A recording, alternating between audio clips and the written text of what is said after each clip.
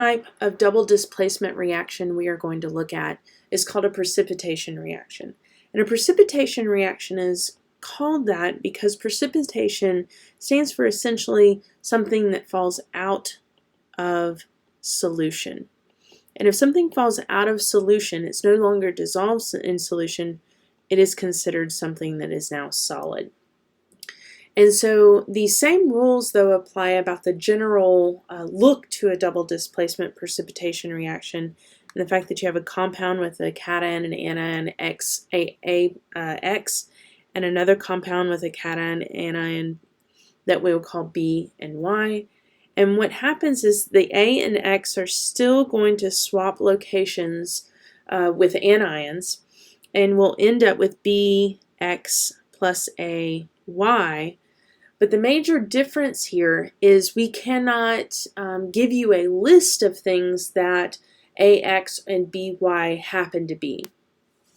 There is not going to be a set number of like acids and bases. It's going to be compounds that are going to be aqueous, but one of these products in the end are going to end up precipitating and end up being solid. Your job is to determine which one. And so for us to be able to do this, we need to be able to have a way to find out if a compound in solution is soluble or not. And so to do this, chemists have devised a chart that allows you to be able to look at cations and anions and the combinations of the two to determine if something is actually going to precipitate or be solid in solution.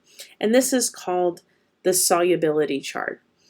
And the solubility chart is broken up in this way, where everything below this line is, and within this block, are considered soluble items. So for instance, the items of group 1 cations. So we're talking about lithium, sodium, potassium, rubidium, cesium. Any time one of those cations is bound to any other anion, then we call that compound soluble. Okay. Same is true if you happen to have anions like chlorine, bromine, and iodine. They are considered soluble when bound to any cation. However, there are a few exceptions to its solubility. And that is if any of the chlorine, bromine, and iodine ions are bound to silver, mercury, or lead ions of those particular charges. And so what you would do is you would read this entire chart in the manner that looking at whether or not something is soluble and then determining if there happen to be any exceptions to its solubility over here on the second column. Now the second part of the chart is going to be the part that deals with things that are insoluble. So this entire part of the chart is insoluble things. And these particular ones are going to be a much smaller number. So you have things like carbonate or hydroxide or phosphate, sulfides. All of these guys are considered insoluble if something is bound to them, but they do happen to have exceptions, and the exceptions for these first four are any compounds that have group 1 cations, so these are things like sodium plus and potassium plus and so forth and so on, and the 1 polyatomic ion ammonium. Hydroxide has a little bit very similar exceptions, except for the extra in addition to group 1 cations is barium. So if any of those substances are bound to these lists over here of cations, then they were considered not insoluble, but soluble. If they're not bound to those, then you just keep them as in the insoluble category. So what we're going to do now is we're going to look at some examples. And I've given you a chemical reaction that's balanced, but I have in no way indicated to you whether something is aqueous or solid. Those are your choices at this point. So what I want us to do is, and I know that based on the general double displacement reaction I gave you of this guy right here, that I said that any member of these two, you're going to have to determine if something is soluble or not. So is it going to be solid if it's insoluble? I want us to practice. I know one of these two are going to be the ones that it's going to be insoluble, but let's practice doing this, using this chart for even our reactants too. So what we're going to do is I'm going to pull this chart up again, and I'm just going to add another copy of it. Let's undo that. We're going to add another copy of our last image. And so this is our solubility chart. This is something that you need to keep handy so that you can actually look at the solubility of certain compounds. And what we're going to do is we're going to look at their ions. So everything's broken up into ions. So we're going to look at the ion here that you have of lead. It's going to be Pb2+. And then you're going to have the nitrate, NO3-. So what we're going to do is we're going to find these on our chart, and what they're going to do is by looking at them, we're going to see if that compound ends up being soluble. So I'm going to start with Pb2+, and what I'm doing is I'm trying to look here in this center column, and I'm going to try to find Pb2+ in that column. And if you look really closely, you don't see that ion. So if you don't see it, then you set it to the side. Don't worry about it. Then you move to the other ones. We're going to now look at our anion, NO3-. And it turns out, I think I do see NO3- here. And what category is NO3- in? It's in the compound, or in the part of the table that says it's soluble. So, okay. Then what we do is we go PbNO3 is soluble. Let's check though to make sure that there are no exceptions to that. And it turns out that there are none when you have NO3-. So what we do is we say that this is aqueous. Now let's try that again, but this time looking at Ki. So we're going to have potassium plus and I minus. And if we have potassium plus and I minus, they're both on there, okay? And so you could use both of them as an example to help you determine if it's soluble or one or the other. They should theoretically give you the same answer no matter if you just looked at one or the other. So potassium, it says soluble, and there are no exceptions. So you could say this is aqueous just based on that. But if you just looked at iodine, the I-, it says it's also soluble. And there are some exceptions, but is K one of those? No. So therefore it stays soluble. So you would still say aqueous no matter which ion you chose. Now let's look at Pbi2. So we're going to have Pb2+ and I- are our two ions. And kind of the same thing is true for the I-. We say I- says this is soluble. And we know Pb from past experience, Pb2+ is not on the chart, so then we'll go with that. The I- says soluble. Let's look for exceptions. Oh, yeah, Pb2+ makes that an exception. So is that going to be soluble?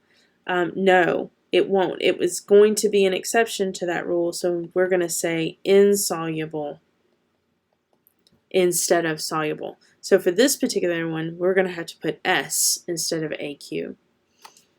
All right, let's go to the last one. Just to make sure that we read our chart right, you should always check your work.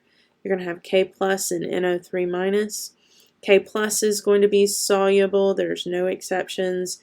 NO3- is going to be soluble, and there are no exceptions. So that is also going to be AQ. Okay, so that is how you go through and determine whether a substance is soluble or not. And then what I want you guys to do, once you have figured that out, is I want you to determine the driving force for this reaction. So you're going to use net ionic equations again. We're going to do net ionic equations. And this is the entire reason why we're determining if something is soluble or not, so that we can actually figure out if they break apart into ions or if they don't. So one thing that we need to make sure is just make sure the equation is balanced, and I think I provided that as a balanced equation for you to begin with. And now what we're going to do is just break everything that is aqueous into its respective ions, and then move on to the next step. So we'll have Pb2 plus and NO3 minus. Turns out there are two of those, so we'll put a 2 here in front and then brackets that. We'll have K plus plus I minus, and we have two of those entire compounds, so we'll put in 2 and a 2 and bracket. And then PbI2 is solid, so we don't break anything that's solid, liquid, or gas into ions, so it just stays as is.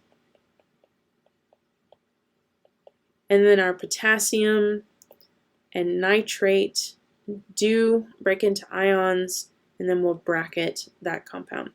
So now what we do is look up for our net ionic equation, our spectator ions. Potassium is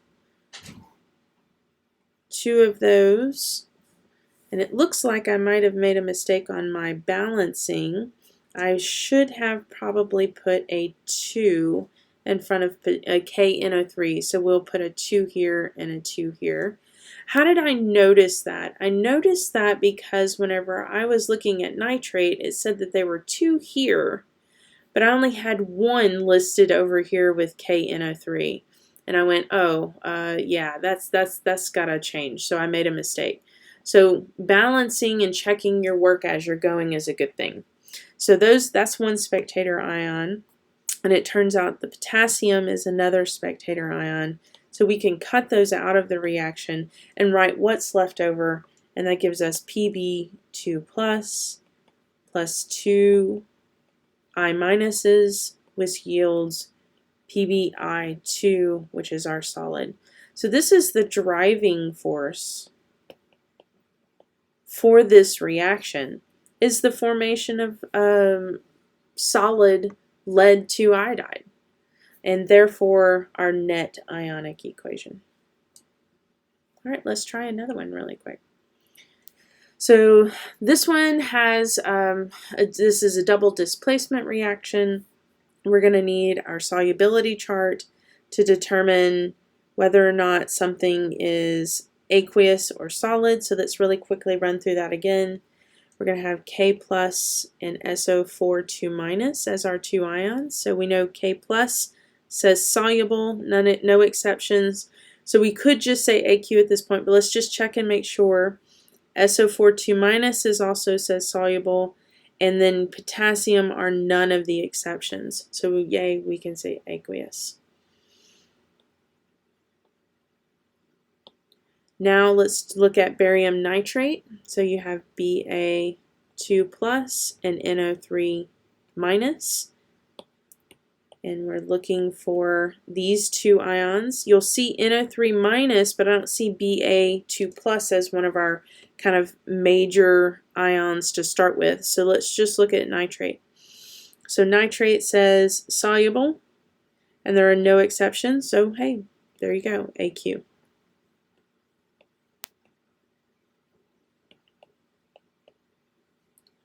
Now let's look at KNO3. Again, you have potassium K plus and NO3 minus. Both of those say soluble, and there are no exceptions to that. So we'll say AQ. Oops. Then our last one, barium sulfate. What we're going to be looking for is Ba2 plus and SO4 2 minus. And remember, we didn't see Ba2 plus the first time, so it's not going to be there the second time, but we do see SO4 2 minus. It says soluble. Let's check our exceptions though. Ooh, Ba2 plus is an exception, so we go insoluble instead. So this actually will be solid. Okay, so now we'll delete our ionic or our solubility chart, and at this point we can figure out what the driving force for this reaction is by separating everything that's aqueous into ions and then figuring out our net ionic equation. So we have K plus SO4 2 minus. There are 2 potassiums. We'll put a 2 there in bracket. We have Ba2 plus NO3 minus. 2 of those. Put a 2 bracket. You have K plus NO3 minus. You have 2 total of that entire compound, so we'll put a 2 in front of the cation and anion and bracket, and then we'll leave our barium sulfate just as is. Our spectator ions, potassium, 2 each, nitrate, 2 each, and then we're left with our non-spectator ions. So we'll write what's left over, SO4 2 minus plus Ba2 plus yields BaSO4. This is the driving force producing solid barium sulfate and our net ionic equation. All right, so now that you have practiced doing net ionic equations with precipitation reactions and you've actually seen a precipitation reaction just in general that's products already formed for you, based on the general form of how a double displacement precipitation reaction forms, you should be able to now predict the product as well. So just like acid-base neutralizations, you predicted products, you're now going to predict products for our precipitation reactions. So keep in mind that this is a X plus By. We're going to be forming Bx plus Ay. So here is our A and our B, and we're going to swap locations. They maintain their oxidation number, so here's silver is a +1 and sodium is a +1 also. So when we form the compound Bx, B is going to be sodium that's a +1 with X, which is NO3, minus, you need 1 and 1 of each. For Ay, you're going to have silver, which is a +1, with chlorine, which is a -1, and you need 1 and 1 of each. So those are your predicted products. Now use your solubility chart in order to predict if something is aqueous or soluble. Just go ahead and pause the video very quickly. See if you can use a solubility chart on your own to figure out what is aqueous and what is not soluble, and then come back and see what the answers are. Okay, well, welcome back. Turns out silver nitrate is aqueous, sodium chloride is aqueous, sodium nitrate is aqueous, but silver chloride is going to be solid. And so to do our net ionic equation for this, we need to make sure everything's balanced, and I think everything started out that way. Silver plus NO3 minus, bracket, plus Na plus, and chlorine minus, bracket, yields Na plus NO3 minus, bracket, plus silver chloride solid. Spectator ions, nitrate, right, and sodium.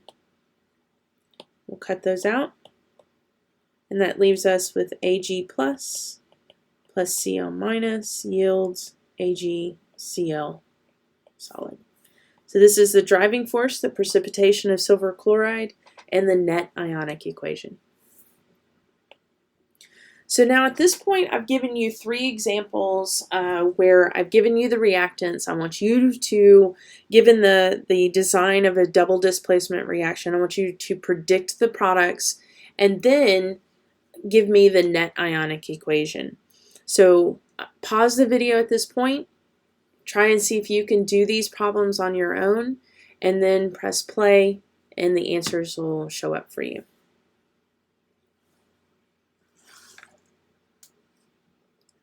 Okay, well, now that you've had an opportunity to try these problems, here are the answers. Written in blue on the right-hand side are the predicted products, and then just the net ionic equation is given to you circled below that reaction. If you need more help on figuring out how I got these answers, don't hesitate to contact me or come by my office hours.